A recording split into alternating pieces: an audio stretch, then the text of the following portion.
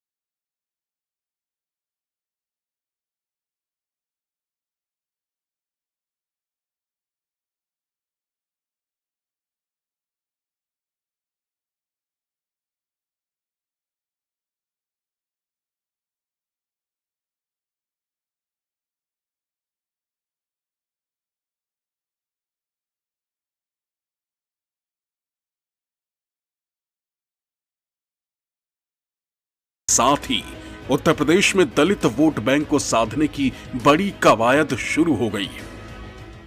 2024 के लोकसभा चुनाव में मोदी सरकार को सत्ता से उखाड़ फेंकने का दम भरने वाला इंडिया गठबंधन देश की 543 लोकसभा सीटों पर भले ही अपना घोड़ागढ़ न सेट कर पाया हो, लेकिन यूपी की 80 लोकसभा सीटों के लिए पूरी शिद्दत से मैदान में जुट गया है। यूपी की 80 लोकसभा सीटों में जातीय समीकरणों के लिहाज से इंडिया गठबंधन तमाम दिग्गज नेताओं के नाम पर मंथन शुरू कर चुका है। शुरुआती जानकारी के मुताबिक यूपी की कांग्रेस के राष्ट्रीय अध्यक्ष मल्लिकार्जुन खड़गे को इटावा या बाराबंकी, जेडीयू अध्यक्ष नीतीश कुमार को पूर्वांचल के फूलपुर से उतारने की चर्चा है।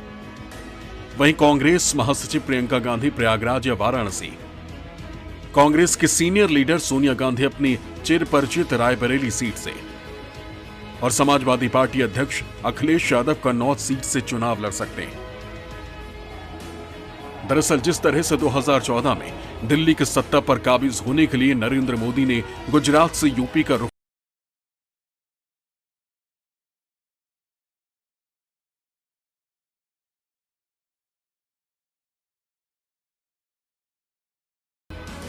एक तरफ जहां मल्लिकार्जुन खड़गे के सहारे इंडिया गठबंधन दलित वोट बैंक पर नजर बना रही है, वहीं फूलपुर से नीतीश कुमार के चर्चा कुर्मी समुदाय को साधने की कवायद नजर आ रही है। यूपी से मल्लिकार्जुन खड़गे का नाम सामने आने के पीछे 2 बड़ी वजहें हैं। दरअसल खड़गे को यूपी से चुनाव लड़ाने का प्रस्ताव इंडिया गठबंधन के रणनीतिकारों ने ही दिया है। वो ये चाहते हैं कि खड़गे उत्तर प्रदेश में अवध या पश्चिम की किसी एक सीट से चुनावी मैदान में उतरें। ऐसा इसलिए क्योंकि खड़गे के सहारे यूपी के दलित वोटों को इंडिया गठबंधन अपने पाले में लाने की कोशिश कर रहा है और खड़गे इसमें ट्रंप कार्ड साबित हो सकते हैं। उत्तर प्रदेश के रण में बीजेपी सीधे सीधे प्रधानमंत्री नरेंद्र मोदी के चेहरे और नाम के साथ उतरेगी।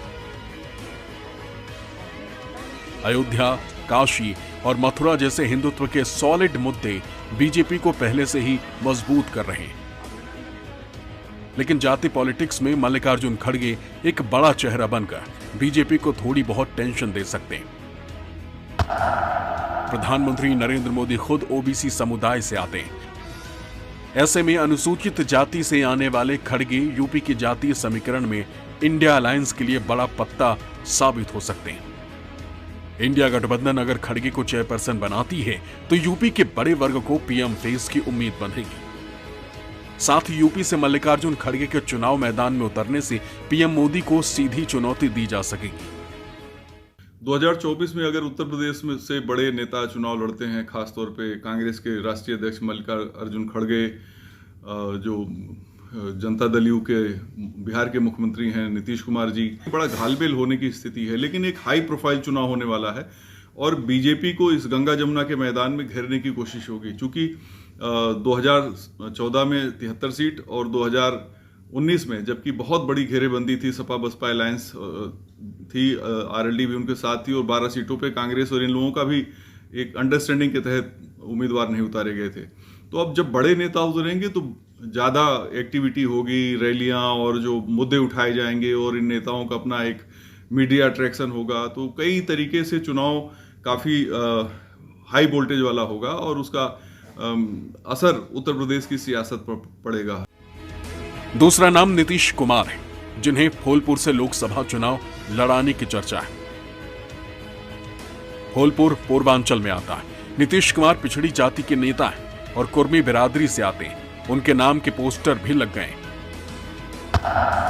दरअसल पूर्वांचल में कुर्मी समुदाय से आने वाली अनुप्रिया पटेल का दबदबा है। ऐसे में अनुप्रिया के कुर्मी वोट बैंक को काउंटर करने के लिए नीतीश कुमार जरूरी है। वैसे भी बेनी प्रसाद वर्मा के बाद कोई बड़ा कुर्मी नेता इंडिया गठबंधन के पास नहीं। ऐसे में पूर्वांचल में नीतीश पिछड़ों और कुर्मी बिरादरी के वोट बैंक को हथिया कर एनडीए का गणित बिगाड़ सकते हैं। राजनीतिक प्रक्रिया जो उत्तर प्रदेश में होती है, पूरे देश में इसका बड़ा संदेश होता है। अगर आदरणीय नीतीश जी, आदरणीय खड़गे जी उत्तर प्रदेश आते हैं तो निश्चय ही उत्तर प्रदेश की धरती उनका स्वागत करेगी। और फिर नरेंद्र मोदी ही क्यों लड़े अकेले। लेकिन एक बात बड़ी दिलचस्प है कि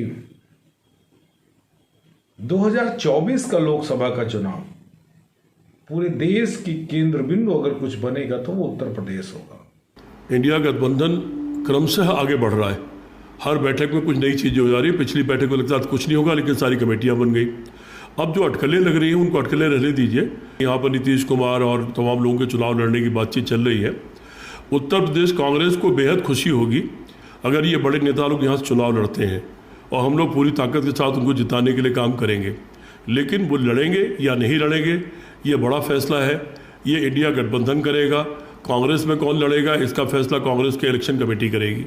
विपक्ष का जो गठबंधन है वो यहाँ बहुत कमज़ोर रहेगा, क्योंकि भारतीय जनता पार्टी प्रदेश के माननीय मुख्यमंत्री जी योगी आदित्यनाथ जी हैं, उनके साथ जनता यहाँ पूरी तरीके से खड़ी है।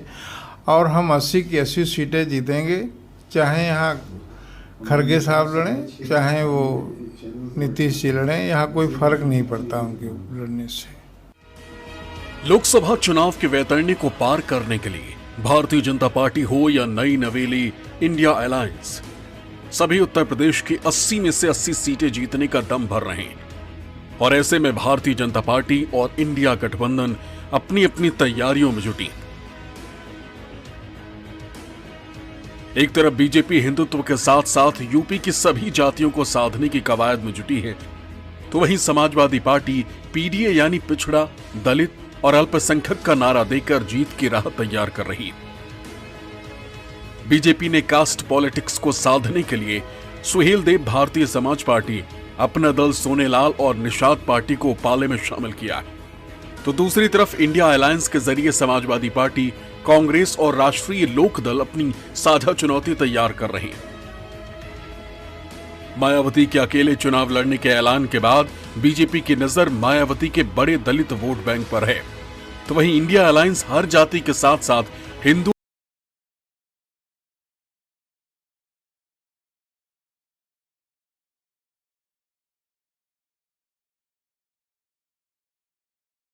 कैंडिडेट कितना योग्य है, वोटर ये बाद में देखता है। पहले ये देखता है कि विधायक या सांसद के लिए जिस उम्मीदवार को उसे वोट देना है वो उसकी जाति का है या नहीं। 2014 में मोदी लहर ने जातियों के इस बंधन को तोड़ दिया था, लेकिन 2017 के बाद यूपी में फिर से जातियों के सहारे लोगों को बांटने का काम तेज हो चला। उत्तर प्रदेश में अखिलेश यादव खुले मंच से कहते हैं कि अगर रामराज लाना है तो जाति आधारित जनगणना से ही यह संभव होगा। उत्तर प्रदेश की 80 लोकसभा सीटों पर जातिगत आंकड़ों की बात करें तो अन्य पिछड़ा वर्ग की आबादी करीब 41% है, जिसमें करीब 10% यादव हैं। दलित आबादी करीब 21% और अल्पसंख्यक आबादी भी करीब 20% होने का अनुमान है। ऐसे में देखें तो यूपी में कुल करीब 82% आबादी पिछड़ा, दलित और अल्पसंख्यकों की है। अनुमान के मुताबिक उत्तर प्रदेश में दलितों में सबसे ज्यादा हिस्सेदारी जाटवों की है, जो करीब 11.26% है। दूसरे नंबर पर यादव आते हैं, जिनकी आबादी करीब 8.77% है। तीसरे नंबर पर ब्राह्मण 8.62% है। चौथे पर राजपूत 4.29%, पांचवें पर पासी एससी 3.36% और छठे पर कुर्मी 3.02% आते हैं। यही वजह है कि यूपी में किसी भी पार्टी की कामयाबी का एक मंत्र है, ओबीसी वोटर जहां जीत वहां। जातिगत जनगणना की मांग के सहारे भी अखिलेश यादव यूपी की सियासत में एक नया ट्विस्ट लाने की कोशिश कर रहे हैं। अखिलेश इसमें कामयाब होंगे या नहीं, या फिर मोदी नाम केवलम के सहारे बीजेपी दिल्ली में एक बार फिर हैट्रिक लगाएगी, ये जल्द ही जनता दरबार में तय हो जाएगा। Bureau report, news 24।